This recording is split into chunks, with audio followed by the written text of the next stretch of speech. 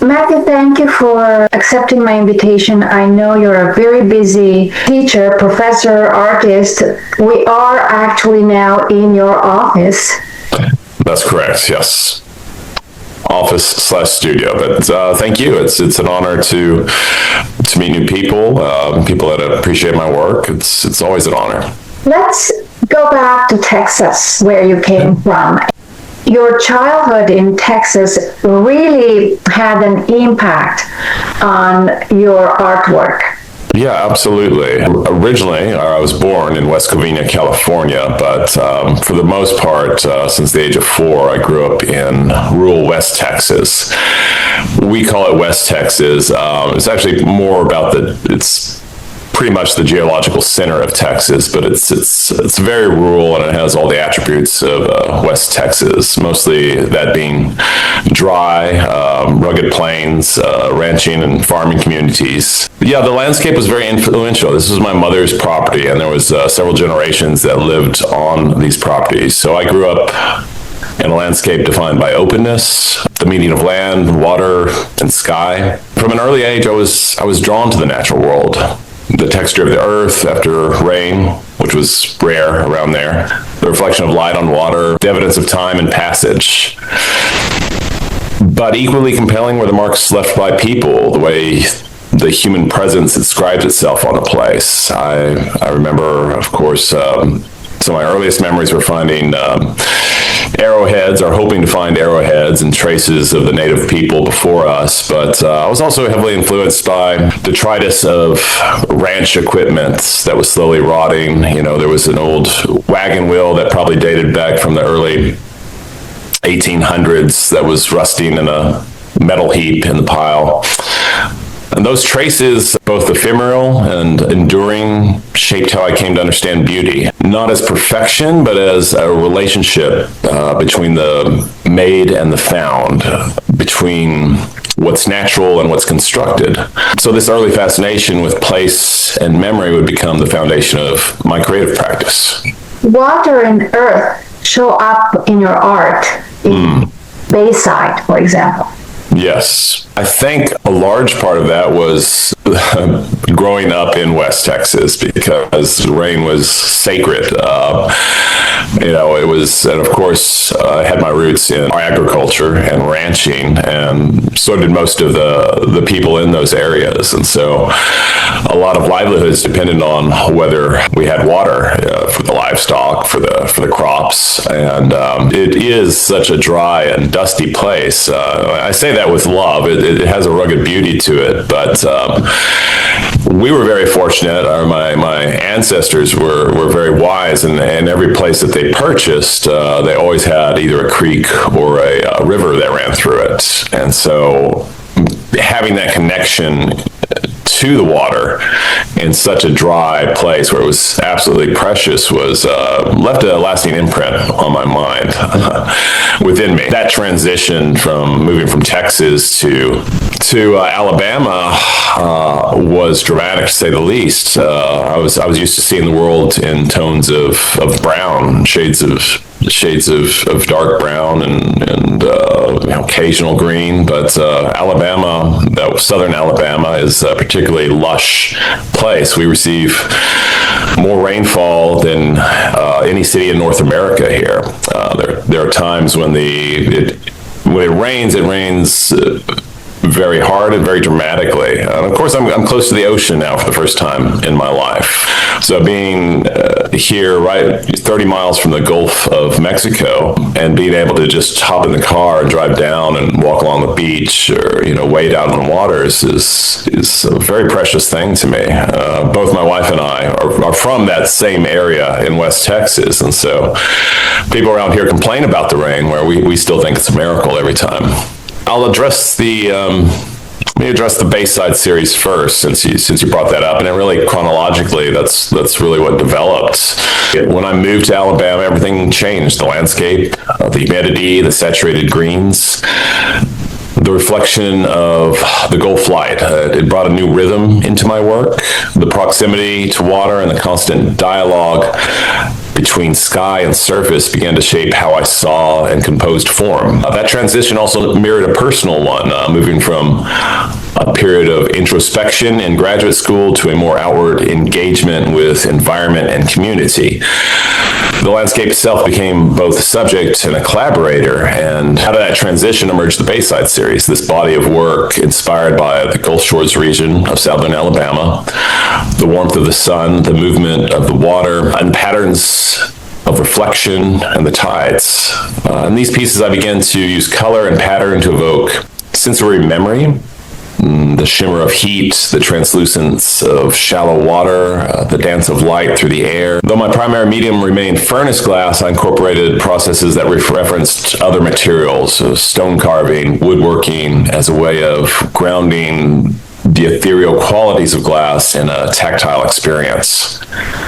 So the Bayside series marked a turning point in my practice, and part of that was out of necessity. I was adopting to a new life here and trying to catch up with the demands of work. And so I was not only responding to my environment, I was also making objects that were both practical and easy to experiment and get out into the world. But really, I connected technical mastery with a emotional response to place. It also closely aligned with my growing role as an educator. Now, the Catalyst series, this was a really important one. It has been an important one for me. And part of that, did evolve not only from the Bayside series, but really as my evolution as a teacher. So teaching has always been a part of my creative life.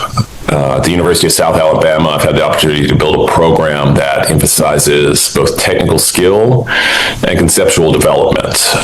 So I believe creativity is cultivated through practice, through repetition, reflection, and resilience. In my classes, students learn through the physicality of glass blowing, the rhythm, coordination, and focus it demands, but they also, hopefully, learn to think critically, to articulate their intentions, and to engage with art as a dialogue. Over time, students' curiosity and experimentation really began influencing my own studio practice. What a great place to be on this college campus, right? It's this constant influx of young minds, new ideas. I get older, but they, in a sense, stay the same age, right? So watching them take risks and make mistakes and finding the meaning and process reminds me that glass is not only about control, it's about release and letting that material speak for itself. And I think that realization really paved the way for the Catalyst series. The Catalyst series began as an experiment during a workshop at the Penland School of Craft in North Carolina in 2019 with a great artist and mentor and friend of mine, Thurman Statham. And the idea was simple at the time. We started blowing spheres as a group and placing them in their surroundings, and this really inspired me, taking the glass out of its typical context that I've used it, which is in the gallery setting. And typically a lot of my glass is filled with a lot of color, and so it was very freeing to just work in this transparency. And I had this simple idea, which was to start blowing large glass spheres and fill them with water and then observe how they interacted with their surroundings. So what emerged to me was mesmerizing. Reflections inverted, light refracted, the space itself seemed to bend. Grass appeared to grow down from the sky. A hand seen through the water-filled glass became monumental, like a sculptural echo of itself. So at first I thought of these objects as beautiful distortions of light and form, but when I placed them outside, people began to gather, right? I initially would take them outside just for my own observations, for my own documentation. But anytime you haul one of these to a beach, for example, it naturally gathers the public's curiosity, and they look at them, they photograph them, and they would talk to me, which initially I found a little distracting when my main purpose was documentation. But they began to really informed the way that I saw the pieces and what it would become. Those human interactions became central to the work, you might say. The catalyst pieces were no longer just about optical phenomena. They were about participation, about the shared moment of seeing. The work evolved because of these encounters, because people engaged, reflected, and quite literally became part of the piece. I've had lots of fun interactions, because typically I would set these up. Initially my forays were out to the beach because it was very close access. It has beautiful vistas. It's just a natural landscape for beauty. But as I would set these up, I'd have people come by and ask, of course, what they were. Some people thought they were scientific experiments, that I was measuring the weather or climate change. I had several people come and talk about the properties of magnification. A few people lit their cigarettes off the catalyst. Probably one of the most touching moments for me as a viewer of the work was visiting with a woman early in the morning who wanted to know about what it was that the work was about. And so I got into a conversation with her. I thought nothing of it, and I had several conversations, and I just kind of hung out throughout the day. This was kind of from morning to noon, and then in the evening she returned. But she didn't come to talk to me. She sat down beside the catalyst, kind of in a meditative repose, and watched the sunset through the catalyst. And when it was over, she left. We never said two more words to each other, but it was beautiful to see, and it was a realization, that the work that I was creating, no longer belonged to me. It was part of a broader consciousness that really appealed to me.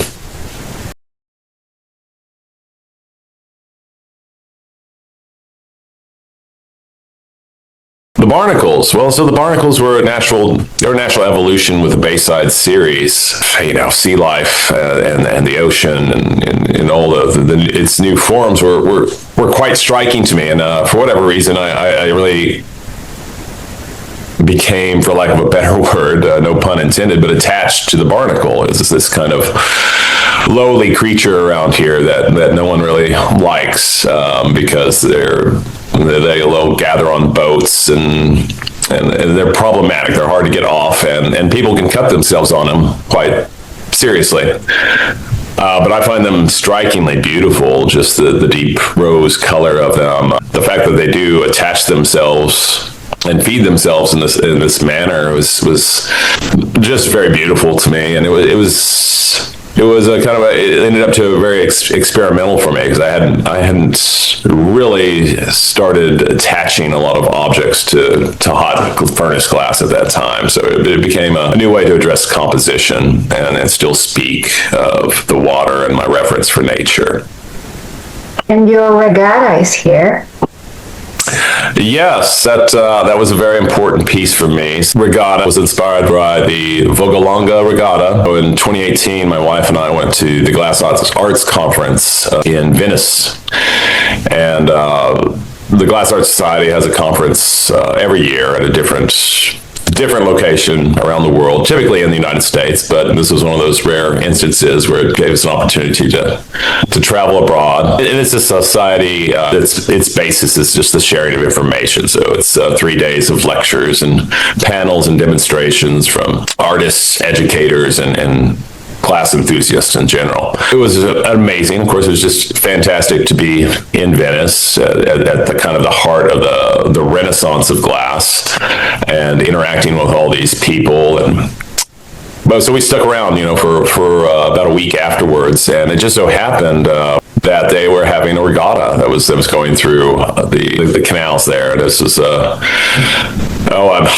have to brush up on my history, but I know this has been going on for decades, and it's a regatta that has all shapes and sizes of boats, from one man via crafts to dragon boats that have 20 people on them, and people dress up, and it's quite elaborate, and it's a several-day event where they travel not only to Venice but other parts of Italy and France, I believe. But the colors and the movement were just so fantastic and so inspiring to me. And so regatta was a response to that. And, I really wanted to capture that sense of movement and style and beauty that I felt was transcendent. Regatta is a combination of glass, wood, and metal.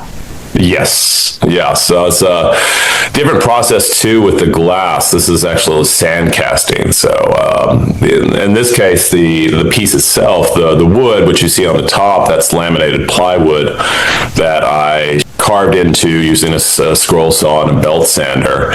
And that actually served as a basis to create the bottom form of the glass. I then took that wood and I pressed it into a mixture of sand, bentonite, and water to create these impressions in the sand. When we raised the temperature of the furnace up to 2,300 degrees Fahrenheit, and the glass has the viscosity it's closer to very runny honey, and so we ladle casted glass into these forms, annealed it, cured the glass, and then I started piecing. I had these great components, and it was a matter of piecing these together. And so I do have some metal fabrication skills, and so spent a couple weeks figuring out how I wanted the design to look, and then started piecing it together. The vase behind you, is it Venetian style? Venetian style is used rather loosely in the glass arts world and community. It can really encompass a variety of things. Typically, when we think of Venetian glass, one way of looking at it, one school of thought, or one people that say is fine elegance glasses, right? That incorporates not only like various components, the cup, the nope, the blown foot, the maurice, and so all these very skillful blowing techniques that take place. So that's one form of of Venetian glass. And I say that because I just think it gets this music. It's come to encompass so many things in glass. So that was a stylized period from the, I guess, 1500s to the early 1700s, and Venice was making this ultra thin glass that was testing the bounds of the material.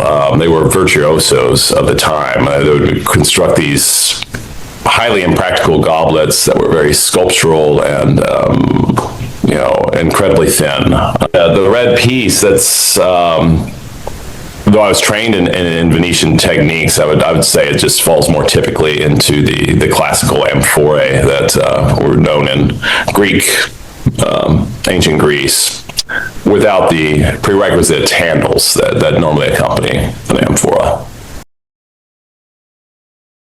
Yeah, it has been an amazing journey. I've been very fortunate in my career. In entering graduate school, I thought that was one of the possibilities was to go into teaching. That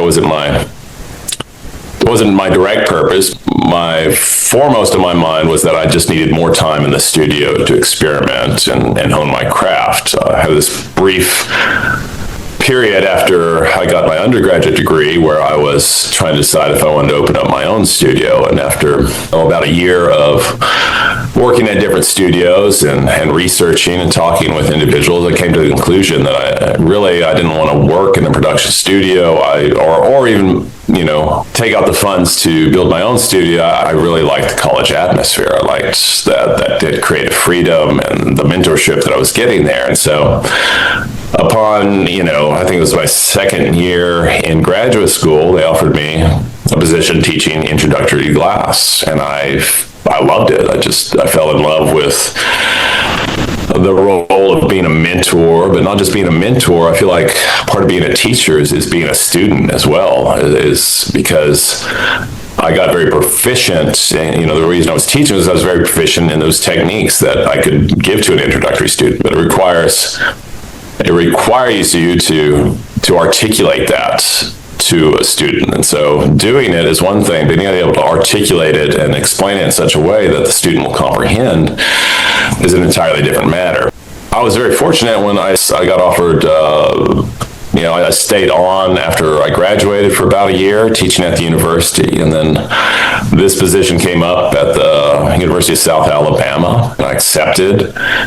And initially I was working under another professor at the time, and I learned a great deal from them. But really, I think I learned most from my students. There was a lot of trial and error, and how do you approach something? And every student is a little bit different in how they consume information. And so it really required me to be quick on my feet and to be willing to be flexible, try different approaches. And through that, I started teaching more advanced classes as my skill level continued to grow. I'm a firm believer that every good teacher should also be a good student, and so I try to take a workshop at least every 3 years to tighten my skills. It's something that's of interest to me, like going to Penland or Corning or any number of these craft schools out there that allow me to explore critical thinking and technique. And I'm a firm believer in not getting too comfortable. So I've been, after teaching years of intro and intermediate and advanced class, we were fortunate to get a graduate program. So of course, teaching graduate class, but also teaching seminar classes. And now I've expanded out and teaching professional practices for our undergraduate students, which is a lot of fun because I get to prepare these students that are coming from a wide variety of different disciplines, not just glass, but sculpture, ceramics, animation, graphic design. I get to speak to what it's like being an artist from my perspective, but also invite other artists in from other fields to lecture and share their knowledge. So yes, it's been an incredible journey, and one I hope to continue for at least another 5 to 10 years, at least in academia. On the one hand, you maintain the classic glass blowing style, but on the other hand, you also experimented and came with your own glass blowing techniques. It's a hard balance that I struggle with sometimes, but it's this necessary one as a teacher in the place that I am, because I try to give the students as diverse a background, the arts, particularly in glass, as I can. And all that starts off with the fundamentals, right? Learning how to make a cup, learning Venetian glass blowing techniques in particular, because I just think they're very efficient. I mean, they've been tried and true for hundreds of years. But I would never, I discovered early on in my career that I was never going to be a master at these techniques, right? That's a lifetime dedication. I'm much more interested, or I'm as interested, maybe a little bit more interested in the sculptural aspects of glass and its interaction with other materials as well. So I often tell my students I'm a jack of all trades, but a master of none, because I get torn into, I feel like I'm torn asunder sometimes in the different directions that I have to pursue my art, the commitments to my students and even my own craft, and providing that technical information versus more conceptual leanings I have with my work. So, but I'm not complaining. It's a blessing. It really is. I get to live in this world where I can make very functional, beautiful glassware, but also experiments with glass as sculpture and put it in, include video projections and create these immersive experiences, which is a wonderful thing. Your students, some of them, they come mostly to learn to make functional glassware, while others might be more interested into that sculptural. Mm-hmm. So how do you balance this? So I try to incorporate it for my intro class, I try to incorporate both, because glass, as far as mediums go, and I find it's probably one of the most difficult to comprehend initially, or the learning curve is really large, because you're dealing with heat and you're dealing with the fact that you have to be coordinated. It's like a dance. In the process of glass blowing, it involves, once you start the process, you have to take it to finish, and every way that you move affects the glass, because you're dealing with heat and gravity. And as it heats up, the glass naturally wants to move and blob, make a blob on the floor. And so they really have to learn how to coordinate their bodies. That's a long way of saying that, that first couple of years, or first couple of semesters, I try to incorporate both the sculptural side and the technical side.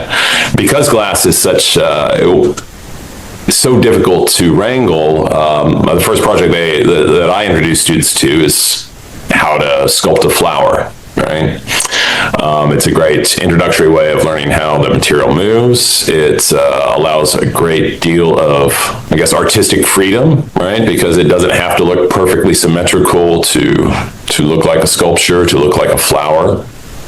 And so from there, we move on to trying to gain more control. They'll make paperweights, just round orbs, which sounds incredibly easy, but it's incredibly difficult for a beginner because that's when they're really trying to refine their coordination. From there, then we get into the blown elements, cups and bowls, and that's a whole nother leap in technical information. And usually by the end of the semester, this is the semester one, I'll wrap it up, where we try to incorporate those techniques together, both blown and what I call bit work, sculptural work. So I usually tie this around a theme. We live along the Gulf Coast, so usually I give them a marine life theme where they have to pick an animal or plant life that they're drawn to and make it in both a blown and sculptural form.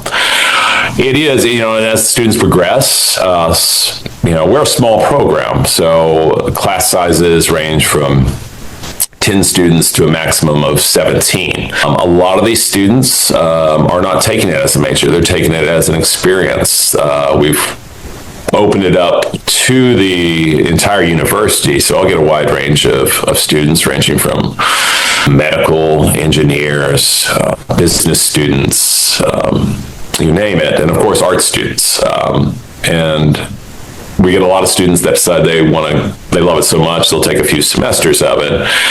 And then I have my art majors, and as those, particularly the art majors, they progress through the curriculum, they get greater freedoms to choose the direction that they'd like to go, because there are certain students that want to focus primarily on the functional and the very technical work, vases and bowls. Although I generally encourage students going through this program to pursue the conceptual, to really think about the meaning behind their work.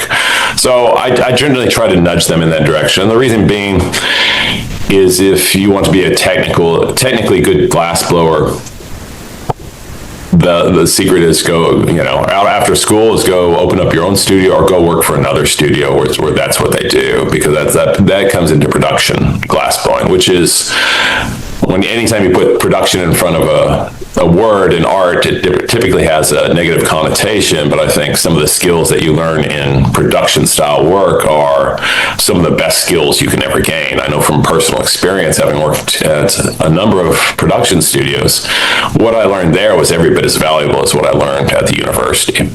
Another aspect of your art is that a lot of the featured artwork comes accompanied with words, definitions. What inspires you to do that? In addition to always being active in visual arts, I'm also an active writer as well.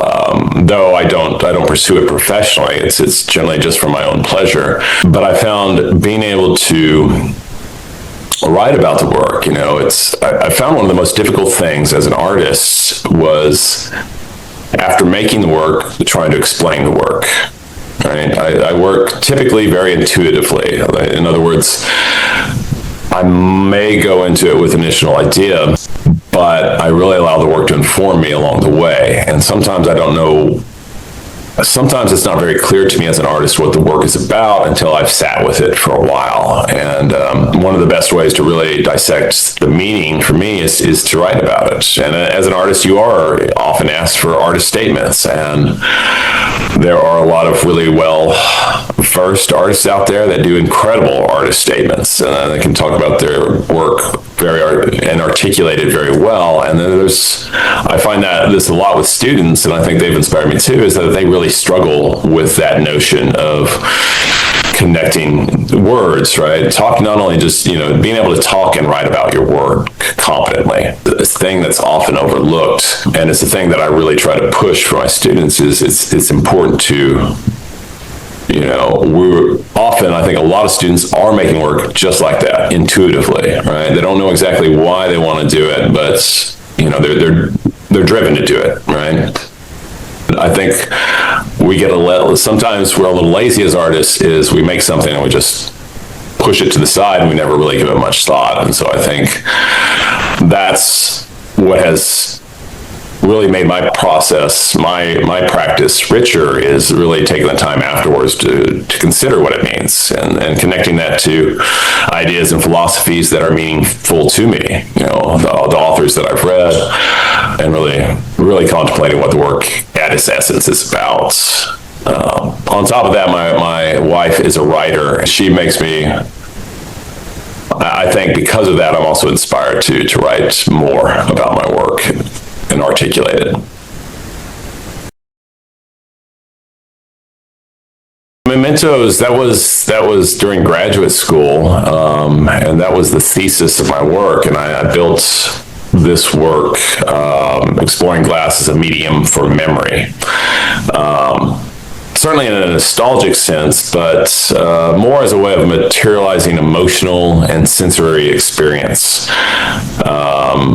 It was built around the idea that how objects can hold meaning, how they serve as vessels for personal history and longing. And so, of course, I was leaning heavily on my own personal experience with, these objects that I would collect as a child, even as an early adult. But I was very inspired too by just the way people in general collect. You can walk into anybody's house and they have a lot of people have some sort of type of collection. And, from an outside, perspective, you can look at some of the ways that people collect, and it's easy to disregard it as a bunch of unnecessary stuff, but I found it interesting after visiting a lot of people that a lot of these collections, knickknacks or whatever they collect, whether it's thimbles or spoons, or they generally have some deep meaning to the individual themselves. I think a pivotal work out of that series was Early Yearnings, and I don't know if you remember that one from my website, but it encapsulates much of what I was reaching for at that time. The piece consists of these blown glass horns that were inspired in part by a glass artist named William Morris, whose mastery of form and mythology deeply influenced me. But each of these horns was delicately sculpted with organic, almost ancient quality. It has this patina of age on it, as if unearthed from another time. And I placed these horns in my childhood toy box, creating a dialogue between the past and the present, between innocence and awakening. The movement and the arrangement of those horns were meant to evoke the act of seeking, that childlike sense of discovery and wonder, the unstoppable yearning for connection and understanding. And the work held a kind of quiet magic and emotional resonance that I now recognize as foundational to my practice. I don't know if that answers your question regarding, that body of work really helped me realize that glass could carry more than form. It could carry story, emotion, and myth. What are you working on right now? That's an interest. You've caught me at a very interesting time in my practice, because due to injuries, wear and tear in the body, I've just finished shoulder surgery on one of my arms. This is one of two surgeries I'll have to have. So I am currently unable to work in the studio as I normally would, and normally part of what I love about what I do and what drew me initially to glass was the physicality of it. I was drawn by this choreography of movement, of physical strength, and this poetry of motion. in the creative process. And so now, for the first time in 20 years, I'm facing the possibility that it could be about a year to a year and a half before I'm able to pick up the blowpipe again. So I am now trying to refocus my energies into kiln form glass. Right, which allows me, it doesn't give me the same kind of physicality, but allows me probably greater contemplation in the moment. So I am setting aside the catalysts for the time being, and I think I'm actually starting to steer back, a revisit to the Memento series, in particular those cast glass pieces that are really exploring that idea of memory and how it's contained and how we reflect on it. That's where I see my work going now over the next year or more. We'll see how it goes. I have a great interest, as you can see through my work, and I'm leaning heavily on my family's history and their imprints, their lives. And that's still of great interest to me, but I'm always, as I approach that work, I'm hoping to frame it in the broader context and how we all relate to these memories of the past and how it helps us to move forward. You could also do more writing. And that's an excellent point. I could do more writing, and I should do more writing. And recently I have begun, I found an old journal of my grandfather's. I've had it for over 20 years now, and I've just recently began reading it and transcribing it. He's had I didn't know him growing up, really. He passed when I was about 9 years old, so I did know him. But it's funny, through this journal, I feel like I've developed a relationship with him, in my adulthood that was never feasible as a child. And so I find that his words are echoing in my own writing and my own life now.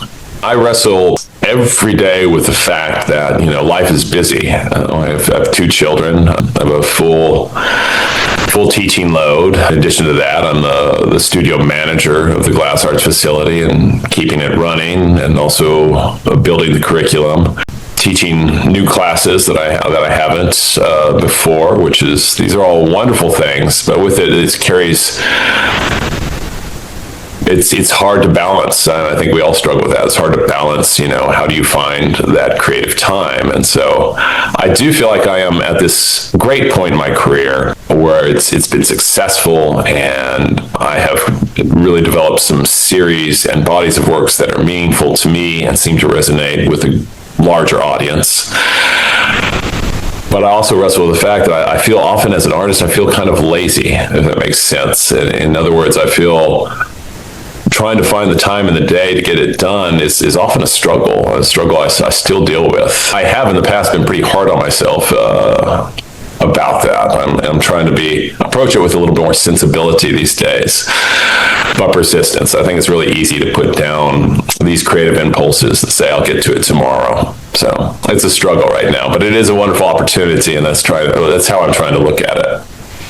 I think I'd like to go back to the catalyst, because I feel like I've only really started to touch on that body of work. I had to come to the realization recently that, wow, I started that 5 years ago, and I've had these periods. It doesn't feel like that long. It feels like it's only been about 6 months, but I had this period where when it came to, I realized it was 5 years. I was like, well, maybe it's time to put this away. That, if I haven't moved this forward in 5 years, then maybe the work is dead. And I had a student that encouraged me to apply for it to a show. It was at the Glass Arts Society. This year it was held in Dallas, Fort Worth.